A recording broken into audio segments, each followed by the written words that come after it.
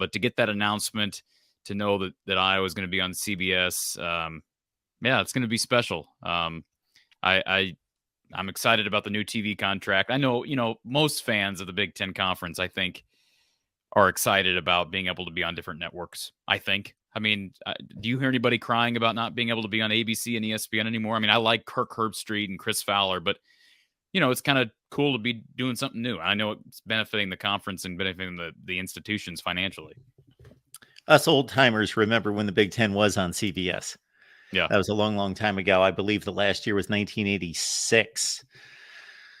So I look forward to that as well. And I understand I may be a bit of an outlier working in the TV industry for as long as I did, because some people do enjoy the production and the various announcing teams, and they add that on to the enjoyment of the game itself, and kind of comparing the network productions and the style and the approaches to the game production.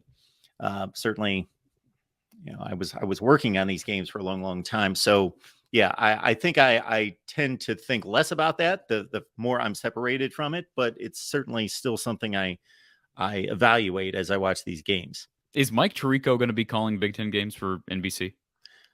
I don't know. I know that people have brought that up, asking that. I've seen that both to me directly and on social media. I don't know. Okay, because I didn't know if they were kind of making him the voice of Notre Dame football or what. Obviously, there's a radio voice of Notre Dame football, but yeah, the CBS jingle is enough to get me kind of pumped for it. So here's where I'm disconnected with things. I called into your Big Ten show yesterday. It was actually a little after you got off, and so I was talking with your guy John. You were avoiding me. Basically. No, I tried to call in earlier, and you had somebody on, then I had to get off, and I came back, and you were already done. But the reason I bring that up is I didn't even know Dylan Raiola had committed to Georgia. I mean, John had to tell me that. I just, sometimes I'm just so honed in on what's happening here, I miss some national stories. But in addition to the announcement yesterday that Penn State's wideout would be against Iowa, and it'd be a 7 p.m. game, 7 p.m. Central game on CBS, were there other CBS announcements yesterday? Was that the only one? Are they announcing these in segments? I saw other footnotes on social media that were connected to other games, but I did not see an announcement. I did not see a list of games. I need to dig out that myself. Okay. But I don't know. The reason I ask is because, first of all, I'm going to be very curious to see how things are set up, primarily because this is going to be an odd year in general. I don't need this. We don't need to make this next hour all about, Big Ten television, but I do think it's going to be very unique with the SEC still having a bit of a hold on what CBS can do, or vice versa, I guess. CBS is obviously going to be working the Big Ten into things. We see that with September 23rd with the Penn State game. But I'll just be interested to see exactly how it's constructed week to week. And maybe that information's out there and I just don't have it in front of me. But do you know what I'm getting at, Mark? Just constructed from week to week, in terms of how many time slots for the various networks and what teams are selected. Moving forward after this year, the SEC is going to be on ESPN networks. We get that. But this year, you've got the Big Ten on CBS. This season, yes. Yeah, you've got the Big Ten on CBS, and you've got the SEC on CBS. So I'm just going to be interested to see, does the Big Ten just have all the primetime, nighttime slots? Or will that rotate? How is that determined? The answer is probably out there.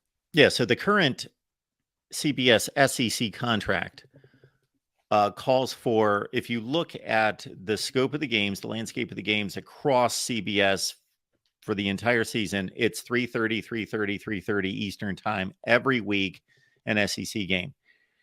They only had one noon outside of Friday, the day after Thanksgiving, those types of, but on a Saturday, they only had one noon SEC game where they did a doubleheader SEC, and they only had one primetime SEC game, Alabama, Texas A&M.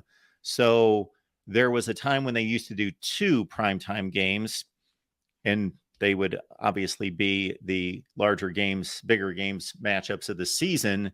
but that's been pared down to one game in the last few years. And CBS selected Alabama, Texas A&M last season. But so that has been a strictly 3:30 Eastern time slot for the CBS SEC game. So does that mean that there'll just be more total football games on CBS this year?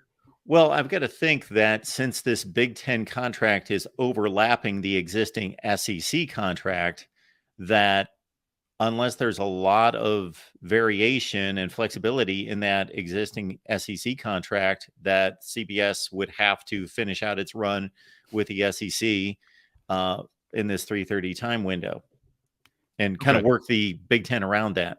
Yeah, it's just, and I'm sure it's right. All of this is probably laid out with a fine point pin, right, in these contracts. But like, it's just cool. It's cool and it's interesting and intriguing that Penn State has a game at night on NBC week 1, and they have a game at night on CBS in week 4. I find that fascinating. It's brilliant by the Big Ten.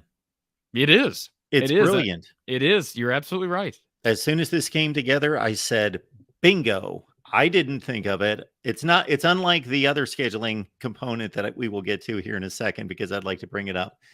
But this, I can't take any credit for ever thinking of this, but it's an NFL model, and you are forcing all of those TV entities to promote your network or your conference all day on Saturday and throughout the week. Yeah. And so my question then is, when there's a primetime 7 p.m. game on NBC, will there also be a primetime Big Ten game on NBC? Or excuse me, if there's a primetime game on NBC, will there also be one on CBS or on the Big Ten network? I'm assuming there could be, or on Fox. I'm assuming not. I mean, there's going to be overlapping games on the Big Ten network. That's already exists now on the Big Ten network, but on the 3 major platforms, I'm just wondering, how often will you have overlapping primetime games? I think they try to avoid it, but they overlap. Okay, primetime. As soon as you said the word primetime, that's a bit different, because the Big Ten skews heavily toward the day compared to the other conferences. At least they have in the past. That might be ending. I wonder if that's ending now.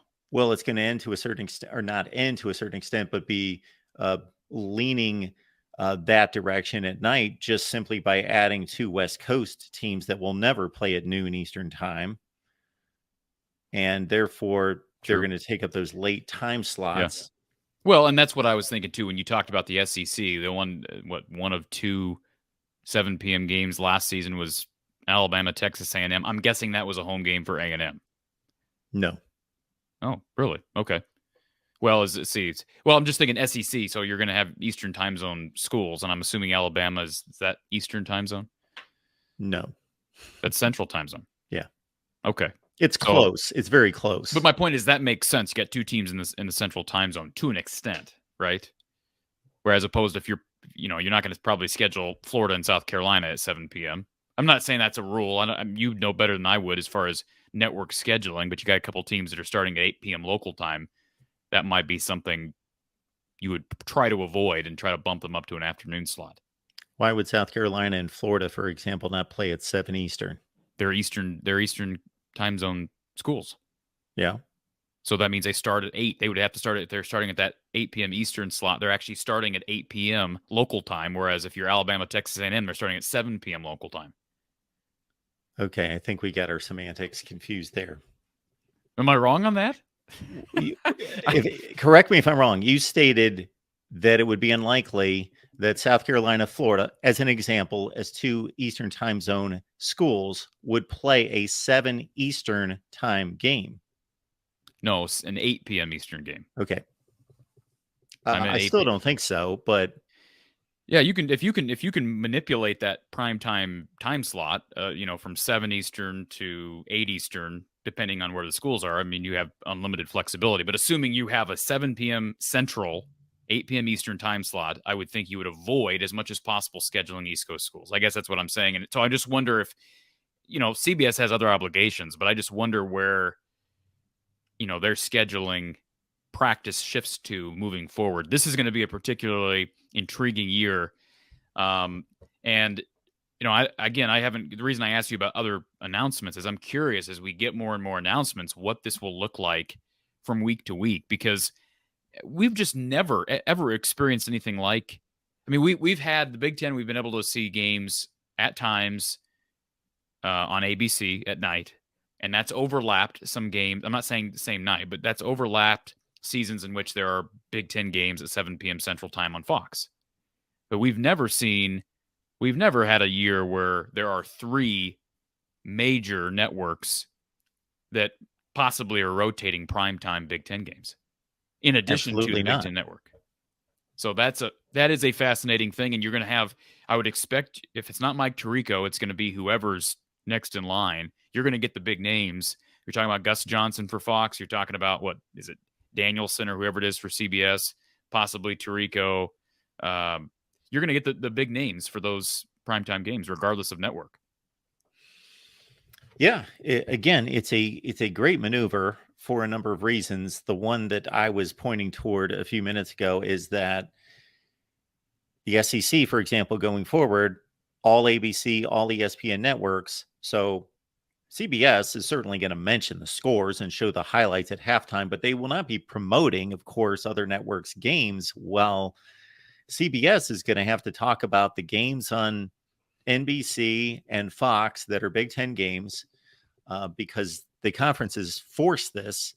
This was not a thing back in the day where these networks would not mention any other games on any other networks. Yeah. And it became obvious at some point. I think the NFL pushed it to say, no, you're going to promote our games regardless of where they are. And college football and basketball have followed right in suit. And the NBA has done that now too. You've got ESPN, promoting TNT and NBA TV games and vice versa. So that makes sense. So now I understand fully what you were saying. So yeah, no, it's going to be fascinating. And the Penn State storyline too. You're playing, both those games are at home, right? The West Virginia game is in State College. Yes. So Drew Aller and that new look Nittany Lions squad will have. It's not like that game on the 23rd is going to be his first time out under the lights at Beaver Stadium. So it's going to be fascinating to see how they play against a West Virginia team that doesn't have a whole lot of expectations. Is that fair? I mean, if you were to ask your guy Wolfman, he may tell you differently, but based on what I know and what I've heard you say, I don't think they're not. That should be an easy win for Penn State. Should be at home. I don't think that he would actually tell us differently, but I get your point. Yes, they may be the worst team in the Big 12. We will find out. Of course, we've got 4 newcomers to the Big 12 from the group of 5, so they've got a bit of a mountain to climb in regards to playing that kind of competition weekly.